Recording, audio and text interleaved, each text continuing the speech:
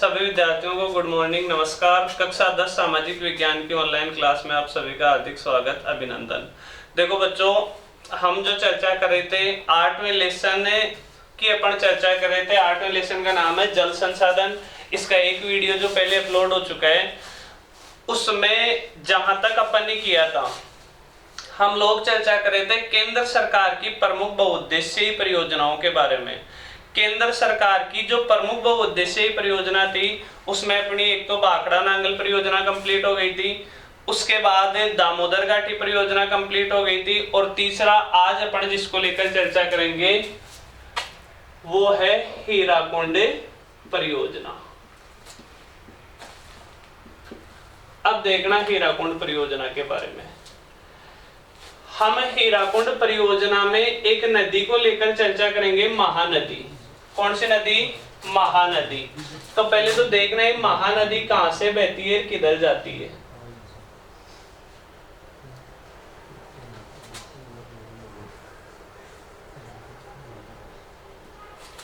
जैसे यहां छत्तीसगढ़, यहां पे क्या है? छत्तीसगढ़। छत्तीसगढ़ के इधर बॉर्डर की तरफ है क्या? उड़ीसा। अब जिस नदी की अपन बात करें थे, नदी का क्या नाम है? महानदी। महानदी निकलती है छत्तीसगढ़ में, एक जिला है, उस जिले का नाम है बस्तर जिला। छत्तीसगढ़ के कौन से जिले से? बस्तर जिले से कौन सी नदी निकली? महानदी। तो महानदी यहां से निकलकर फिर आती है कहां पे? उड़ीसा में। उड़ीसा में जब ये नदी आती है तो ऊंचाई से गिरने के कारण जैसे ये नीचे आती है, यह नदी अचानक से बाढ़ लाती है। बाढ़ लाने के कारण, और बाढ़ कहां ला रही है नदी? उड़ीसा में बाढ़ ला रही है। इस कारण महानदी को कहते हैं कहां का शोक? उड़ीसा का शोक। समझिए बात। छत्तीसगढ़ के बस्तर जिले से निकली, यहाँ ठीक ठाक नदी बहती है, लेकिन अचानक से इस हिस्से में आते ही उड़ीसा में क्या लाती है? बाढ़ लाती है, और बाढ़ लाने के कारण महानदी को कहते हैं उड़ीसा का शोक। अब आगे समझना, पहले पॉइंट में तो अपन यहां तक चर्चा करेंगे। दूसरे पॉइंट में अपनी चर्चा होगी कि भाई उड़ीसा में जो महानदी बाढ़ लाती है, इस बाढ़ को रोकने के लिए उड़ीसा में एक बांध बना दिया, और उस बांध का क्या नाम है? हीराकुंड बांध।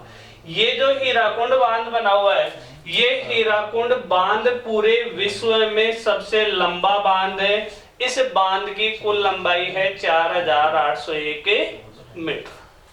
समझ गए बात? इन दो पॉइंटों को लेकर चर्चा करेंगे अपन कौन सी परियोजना में? हीराकुंड परियोजना में। अब देखो इसको लिखना कैसे, हमें केवल दो ही पॉइंट बनाएंगे इस परियोजना में अपन। पहले पॉइंट में तो आप महानदी को लेकर उल्लेख कर देना। महानदी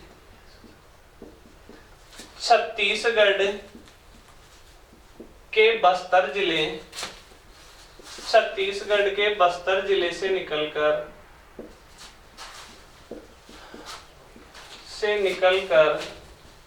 कहां पे गई? उड़ीसा में। बाढ़ भी कहां लाई? उड़ीसा में। निकलकर उड़ीसा में बाढ़ लाती है, इसलिए महानदी को उड़ीसा का शोक कहते हैं। महानदी को क्या कहते हैं? उड़ीसा का शोक कहते हैं। पहला पॉइंट कंप्लीट। दूसरे पॉइंट में आपको बताना है, इस बाढ़ को रोकने के लिए, इस बाढ़ को रोकने के लिए बाढ़ कहां आ रही थी? उड़ीसा में। तो बांध भी कहां बनेगा? उड़ीसा में। कौन सा बांध? हीराकुंड बांध। तो इस बाढ़ को रोकने के लिए उड़ीसा में हीराकुंड बांध बनाया गया, जिसकी लंबाई कितनी है? लंबाई 4801 मीटर है, जो कि विश्व का सबसे लंबा बांध है, जो कि विश्व का सबसे लंबा बांध है। पॉइंट अपने लिए सफिशिएंट होंगे, क्योंकि अपन ने शुरू में भी बात की थी इस लेसन से अधिकतम अपने कोई प्रश्न बनता है तो कितने नंबर का एक प्रश्न होगा, 2 नंबर का एक प्रश्न हो सकता है। इसलिए पॉइंट पे कितने लिखने हैं अपने को, 2 पॉइंट। चलो, भारत के प्रमुख जो बहुउद्देशीय परियोजना थी उनमें से 3 परियोजना अपनी कंप्लीट हो चुकी है। 2 परियोजना पहले वीडियो में हो गई थी, 1 परियोजना इस वीडियो में कंप्लीट। अब अपनी चर्चा होगी राजस्थान की प्रमुख बहुउद्देशीय परियोजना। तो अब बात कर लेते हैं अपन राजस्थान की प्रमुख बहुउद्देशीय परियोजना।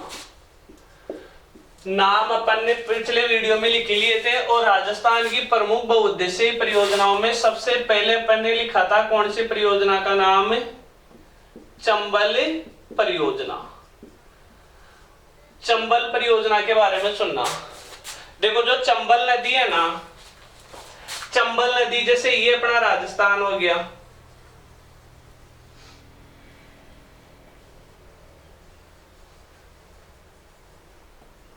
चंबल नदी निकलती है राजस्थान के नीचे जो राज्य है ना मध्य प्रदेश, मध्य प्रदेश से निकलकर राजस्थान के लगभग 6 जिलों में बहकर इधर उत्तर प्रदेश में चली जाती है। कौन सी नदी की बात बता रहा हूं मैं, चंबल नदी की।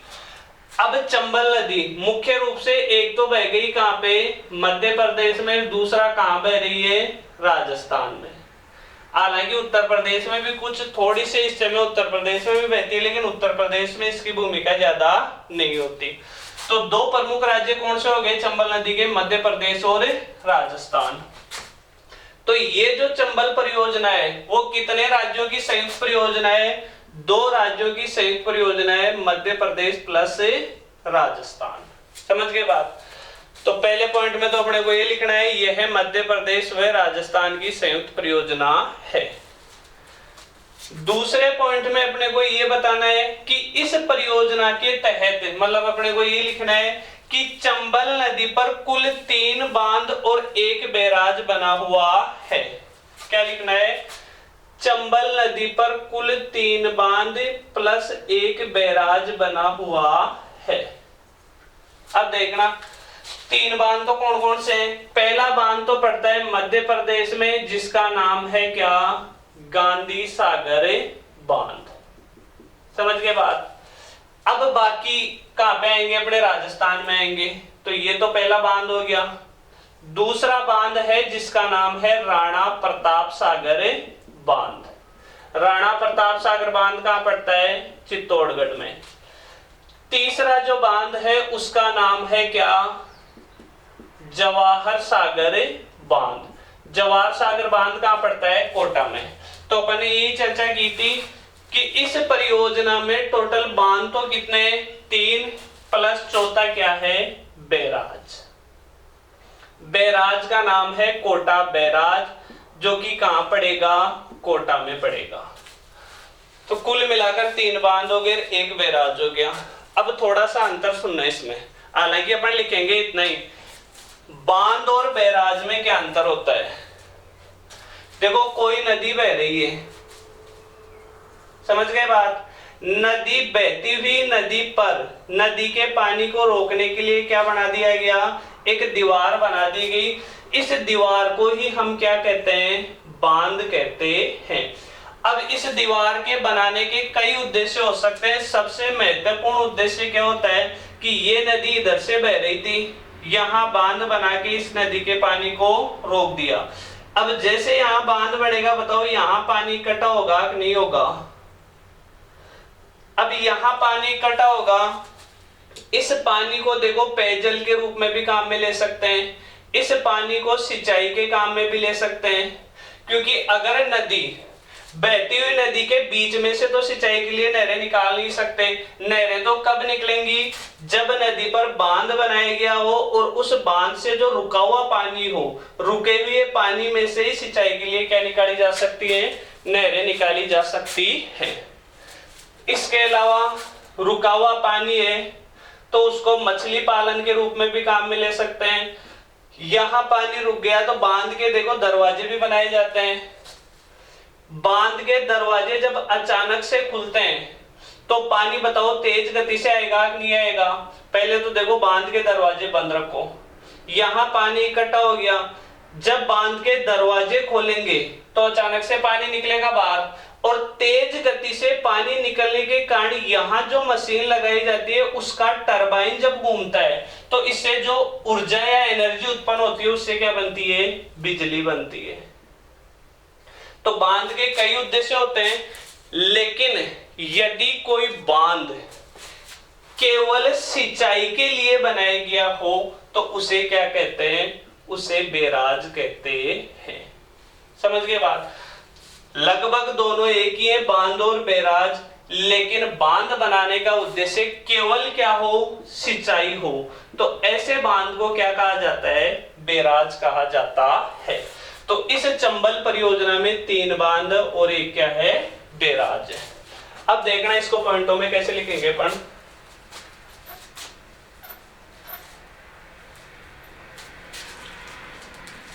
चंबल परियोजना का पहला पॉइंट तो यह है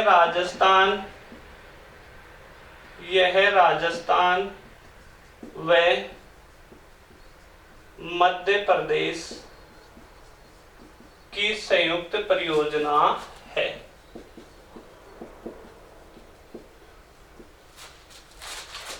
दूसरे पॉइंट में आपको लिखना है इस परियोजना में कौन सी नदी की बात हो रही है? चंबल नदी की।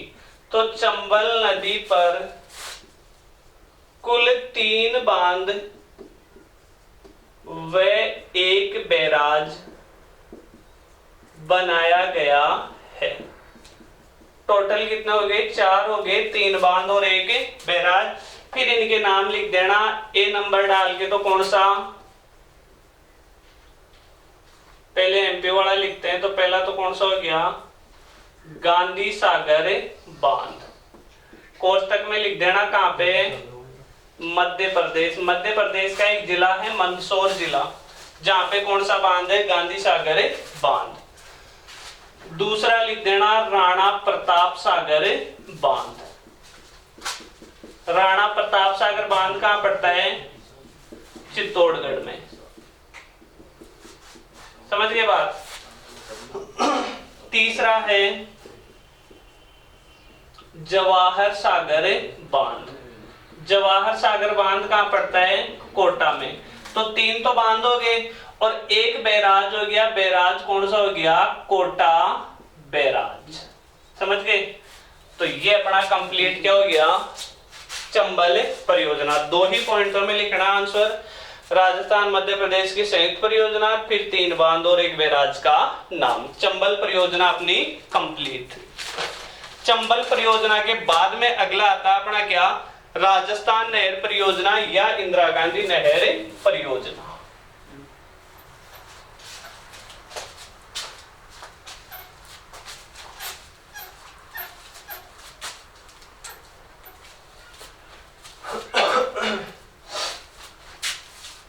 अब दूसरी परियोजना देखना। राजस्थान की जो दूसरी बहुउद्देशीय परियोजना है उसका नाम है क्या? इंदिरा गांधी नहर परियोजना, या इसी का क्या नाम है? राजस्थान नहर। इंदिरा गांधी नहर बोल दो चाहे राजस्थान नहर बोल दो, एक ही बात है। इसका वर्णन सुनना। देखो अपन राजस्थान की बात करें तो राजस्थान का मानचित्र बना लेते हैं। यहाँ बनाएंगे थोड़ा शॉर्ट में अब की बार। क्यों? यह राजस्थान, बीच में राजस्थान के मध्य से एक पर्वत है अरावली पर्वत। अरावली पर्वत के इधर जो मरुस्थल स्थित है इसे कहते हैं अपन कौन सा राजस्थान? पश्चिमी राजस्थान। समझ गए बात? तो देखो पश्चिमी राजस्थान में वैसे भी रेगिस्तान है, मरुस्थल है। रेगिस्तान या मरुस्थल होने की वजह से यहाँ एक तो आबादी कम है। आबादी कम क्यों है? क्योंकि मरुस्थल है, पानी की कमी है। पानी की कमी के कारण यहाँ आबादी कम रहती है।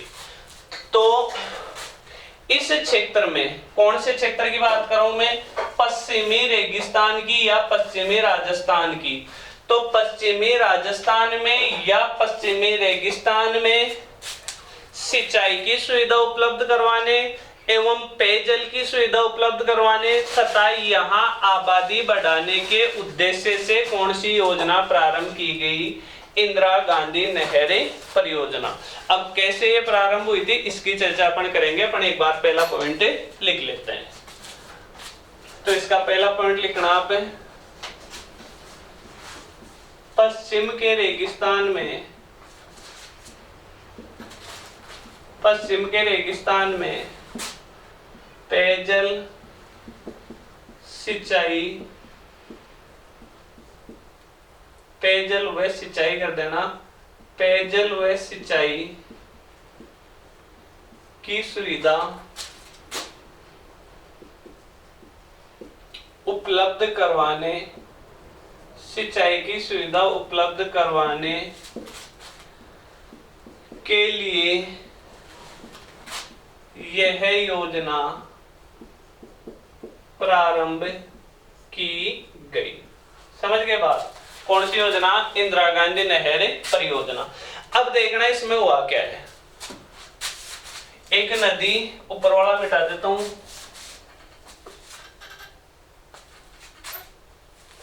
एक नदी जिसका नाम है सतलज नदी। कौन सी नदी? सतलज नदी। एक नदी है जिसका नाम है कौन सा? व्यास नदी। तो ये तो कौन सी नदी हो गई? व्यास नदी। और ये कौन सी नदी हो गई? सतलज नदी। नाम याद रखने इन दोनों नदियों के, समझ गए? सतलज और व्यास दोनों नदियां जिस स्थान पर मिलती हैं उस स्थान का नाम है क्या? हरि के बैराज। क्या नाम है जगह का? हरि के बैराज। तो जहां सतलज और व्यास नदी दोनों कहां मिलती है? पंजाब में पड़ती है ये जगह। हरि के बैराज स्थान पर दोनों नदियां आपस में मिल गई। यहां से जो नहर निकाली गई उस नहर का क्या नाम है? इंदिरा गांधी नहर। इंदिरा गांधी नहर यहां से ऐसे राजस्थान में होती हुई, ये लो, ये कौन सी नहर हो गई? इंदिरा गांधी नहर हो गई। तो इंदिरा गांधी नहर के बारे में दूसरा पॉइंट अपन ये लिखेंगे, व्यास व सतलज नदियों के संगम पर हरि के बैराज नामक स्थान से यह नहर प्रारंभ होती है। दूसरा पॉइंट, सतलज व व्यास नदियों के संगम पर हरि के बैराज स्थान से यह नहर प्रारंभ होती है। समझ गए बात? यहां से नहर इधर से राजस्थान में बह रही है, यहां से लेके यहां तक। लास्ट जगह की अपन चर्चा करेंगे, मोहनगढ़ एक जगह है जो जैसलमेर में पड़ती है, यहां तक आ रही है। हालांकि इसके आगे भी गडरा रोड बाड़मेर तक आ चुकी है, लेकिन बाद में अपनी और चर्चा हो जाएगी। तो ये जो नहर है, इस नहर की कुल लंबाई है 649 किलोमीटर। कितने किलोमीटर लंबी है? 649 किलोमीटर लंबी है, जो राजस्थान की नहीं बल्कि भारत की ही नहीं बल्कि संपूर्ण एशिया की सबसे लंबी मानव निर्मित नहर है। तो तीसरा पॉइंट अपन लिखेंगे, यह नहर कितने किलोमीटर लंबी है? 649 किलोमीटर लंबी है, जो कि एशिया की सबसे लंबी मानव निर्मित नहर है। एशिया की सबसे लंबी मानव निर्मित नहर है। समझ गए बात? अब इस नहर को अपन दो भागों में बांटेंगे। टोटल लंबाई तो कितनी हो गई इस नहर की? 649 किलोमीटर। फिर अपन ये लिखेंगे कि भाई हरि के बैराज से आ गई, यहां हनुमानगढ़ में एक जगह है उस जगह का नाम है क्या? मसीता वाली हेड। यहां लिख देता हूं मैं जगह, मसीता वाली हेड। दो भागों में बांटेंगे अपन इस नहर को। टोटल तो देखो 649 किलोमीटर लंबी हो गई। अब इस नहर को अपन दो भागों में बांट रहे हैं। पहला भाग तो गया हरिके बैराज से कहां तक? मसीता वाली हेड तक। दूसरा भाग है मसीता वाली हेड से लेकर कहां तक? मोहनगढ़ तक। दो भाग हो गए। ये जो हरिके बैराज से मसीता वाली हेड तक का भाग है, इसे तो कहते हैं क्या? राजस्थान फीडर। इस नहर को तो क्या कहते हैं? राजस्थान फीडर, जिसकी लंबाई है 204 किलोमीटर। समझ गए बात? मसीता वाली हेड से मोहनगढ़ वाले भाग को कहते हैं मुख्य नहर। क्या कहते हैं? मुख्य नहर, जिसकी लंबाई है कितनी? 445 किलोमीटर। अब एक बार दोबारा समझना, नहर की कुल लंबाई मैंने आपको बताया कितना? 649 किलोमीटर। 649 किलोमीटर लंबी नहर को अपन ने दो भागों में बांट दिया। 204 प्लस 445 कितने हो गए? 649 हो गए ना। तो उसी 649 किलोमीटर लंबी नहर को अपन ने दो भागों में बांटा है। पहला भाग तो हरिके बैराज से मसीता वाली हेड तक, मतलब यहां से लेकर यहां तक। इसे तो नाम दिया राजस्थान फीडर, जिसकी लंबाई 204 किलोमीटर। दूसरा भाग मसीता वाली हेड से मोहनगढ़ तक, इसको नाम दिया मुख्य नहर, जिसकी लंबाई 445 किलोमीटर। बस ये लास्ट पॉइंट अपने को लिखना था किसमें? इंदिरा गांधी नहर में। फिर इसके आगे भी अगर आप थोड़ा देखना चाहो, वर्तमान समय में यहां मोहनगढ़ से भी आगे बढ़ते हुए यहां बाड़मेर में एक जगह है जिसका नाम है गडरा रोड, वहां तक ये नहर आ चुकी है। चलो अपन चौथा पॉइंट लिखते हैं। इस नहर के दो भाग हैं। समझ गए बात? पहला भाग ए पॉइंट डाल के लिख देना, कहां से कहां तक है। पहले तो अपन भाग का नाम लिखेंगे। पहले भाग का नाम तो क्या है? राजस्थान फीडर। तो पहला भाग तो क्या हो गया? राजस्थान फीडर। राजस्थान फीडर कोष्टक में लिख देना 204 किलोमीटर। समझ गए बात? अब कहां से कहां तक वो लिख देना, हरिके बैराज से मसीता वाली हेड। हरिके बैराज से कहां तक है? मसीता वाली हेड। समझ गए बात? ये तो पहला भाग हो गया। दूसरे भाग का क्या नाम है? मुख्य नहर। मुख्य नहर की वही लंबाई लिखनी है अपने को कोष्टक में, कितनी? 445 किलोमीटर। ये कहां से स्टार्ट होगी? मसीता वाली हेड से लेकर कहां तक? मोहनगढ़ तक। तो ये हो गई मसीता वाली हेड से कहां तक? मोहनगढ़। मोहनगढ़ पड़ता है राजस्थान के कौन से जिले में? जैसलमेर जिले में। ये अपनी इंदिरा गांधी नहर परियोजना कंप्लीट। 4 पॉइंट आपको इसके लिखने हैं। समझ के बाद अब नेक्स्ट अपने जो नहर है, जो परियोजना है, वो है माही बजाज सागर परियोजना। चलो नेक्स्ट परियोजना को लेकर अपन चर्चा प्रारंभ करते हैं।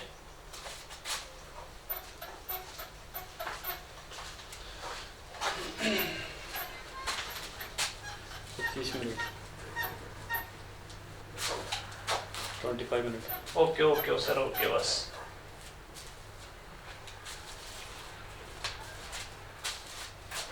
राजस्थान की अपन ने दो बहुउद्देशीय परियोजना कंप्लीट कर ली है। तीसरी जो राजस्थान की परियोजना है उसका नाम है माही बजाज सागर परियोजना। अब सुनना है इसके बारे में। देखो, माही बजाज सागर परियोजना जो है वो दक्षिणी राजस्थान के दो प्रमुख जिले हैं और दोनों आदिवासी जिले हैं। कौन कौन से? डूंगरपुर और बांसवाड़ा। समझ गए बात? राजस्थान के दो जिलों की बात करें अपन, एक जिला है डूंगरपुर और दूसरा जिला है कौन सा, बांसवाड़ा। यहां से संबंधित है। उससे पहले अपन ये देखते हैं कि एक नदी बहती है, उस नदी का नाम है कौन सी नदी, माही नदी। माही नदी इधर मध्य प्रदेश से आकर राजस्थान में बहते हुए चली जाती है, कहां, गुजरात में। तो मध्य प्रदेश में इस नदी का ज्यादा रोल नहीं है, मुख्य रूप से इस नदी का महत्व है कहां पे, राजस्थान में और कहां पे, गुजरात में। तो ये जो माही बजाज सागर परियोजना है, ये दो राज्यों की संयुक्त परियोजना है, एक तो कौन सा, राजस्थान और दूसरा कौन सा, गुजरात। तो पहले पॉइंट में तो अपने को यही दर्शाना है कि यह परियोजना राजस्थान व गुजरात की संयुक्त परियोजना है। तो लिख ही देते हैं पहला पॉइंट अपन, यह परियोजना राजस्थान व गुजरात की संयुक्त परियोजना है।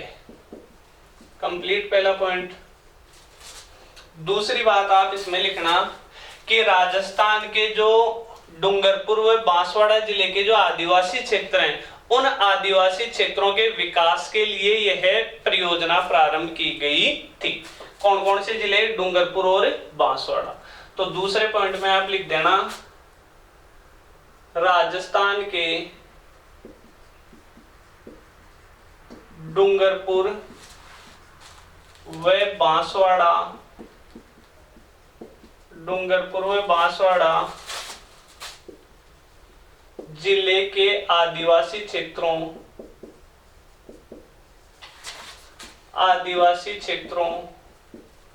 के विकास के लिए यह परियोजना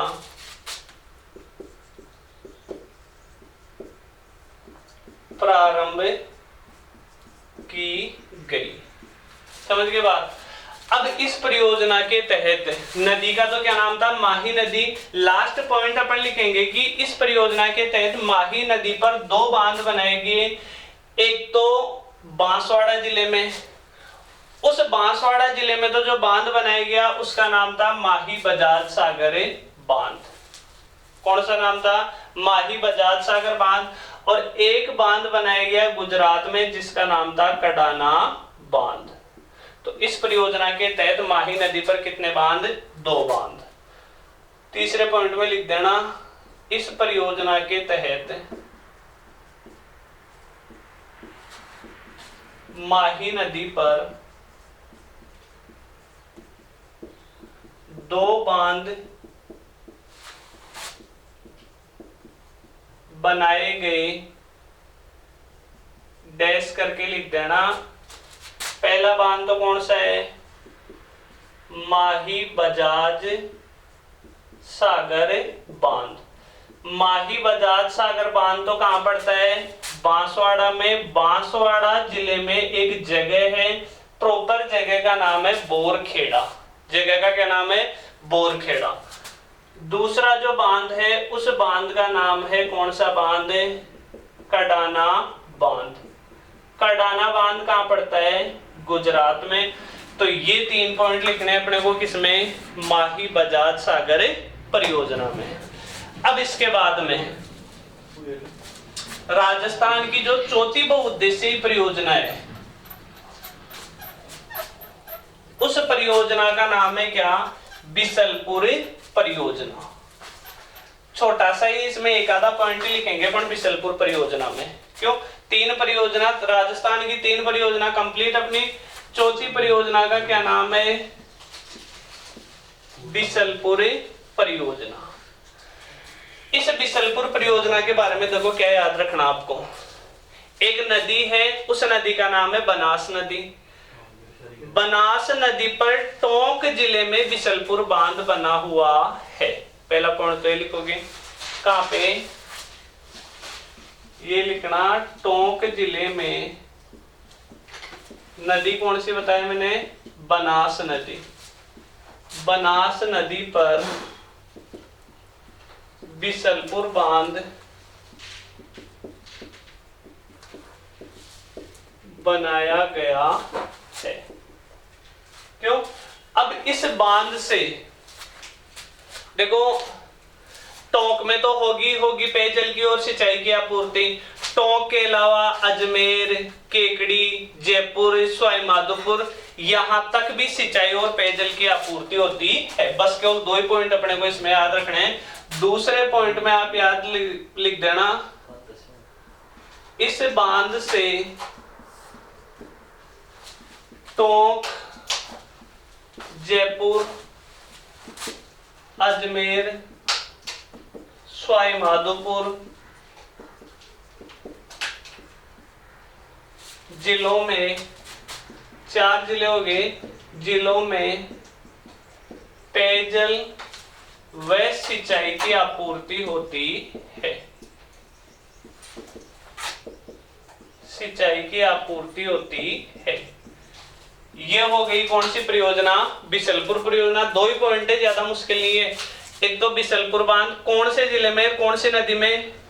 तो टोंक जिले में। और कौन सी नदी पर? बनास नदी पर बिशलपुर बांध बनाई गया। इस बांध से कहां जल की आपूर्ति होती है? तो 4 जिले आपको याद रखने हैं। लास्ट अपन राजस्थान में एक और चर्चा करेंगे, पांचना बांध की। ध्यान रखना, बहुउद्देशीय परियोजना अपनी कंप्लीट हो चुकी है। एक बांध की अपन चर्चा करेंगे, उसके बाद में नेक्स्ट वीडियो में और अपनी चर्चा हो जाएगी। तो लास्ट आज की वीडियो में अपन एक बांध है छोटा सा और बहुत प्रसिद्ध बांध है राजस्थान का, उस बांध को लेकर चर्चा करेंगे। और उस बांध का नाम है क्या? पांचना बांध।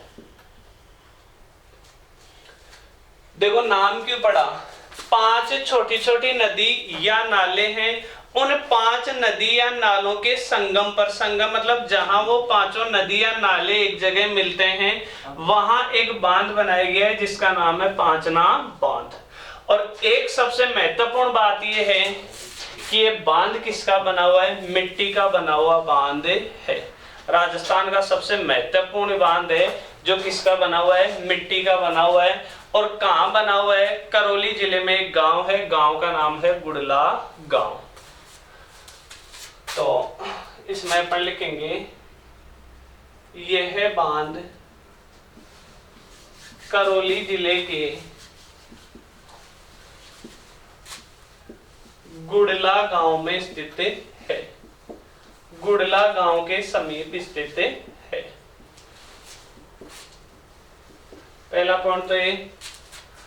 दूसरा पॉइंट, यह मिट्टी से निर्मित बांध है। किससे निर्मित है? मिट्टी से निर्मित या मिट्टी से बना बांध है। लास्ट तीसरा पॉइंट, कितनी नदियों के संगम पर बना हुआ है? 5 नदियों के संगम पर बना हुआ है। यह बांध 5 नदियों के संगम पर बना है। अब वो 5 नदियां कौन कौन सी हैं वो जरूर याद रख लेना। 5 नदियों के नाम में डैश करके लिख देता हूं। एक नदी का नाम है भद्रावती, एक नदी का नाम है बेसावट, एक नदी का नाम है बरखेड़ा, एक नदी का नाम है अड्डा, एक नदी का नाम है क्या? माची। टोटल मिलाकर नदियां कितनी हो गई? 5 नदियां हो गई। और अपने जो बहुउद्देशीय परियोजना थी ना, वो अपन ने एक तो कंप्लीट की है। बहुउद्देशीय परियोजना के अलावा अपन ने एक बांध और कंप्लीट किया, उस बांध का क्या नाम है? पांचना बांध। अब देखो इस लेसन में अपने एक जो महत्वपूर्ण टॉपिक बचा है ना इस लेसन का, वो बचा है जल संरक्षण की प्रमुख पद्धतियां। कि भाई प्राचीन समय में राजस्थान में जल को इकट्ठा कैसे रखा जाता था? कुएं, बावड़ी, तालाब, इनके माध्यम, झीलों के माध्यम से जल को क्या रखा जाता था? इकट्ठा रखा जाता था। तो इनको लेकर चर्चा होगी अपने नेक्स्ट वीडियो में। तब तक के लिए धन्यवाद। जय हिंद, जय भारत।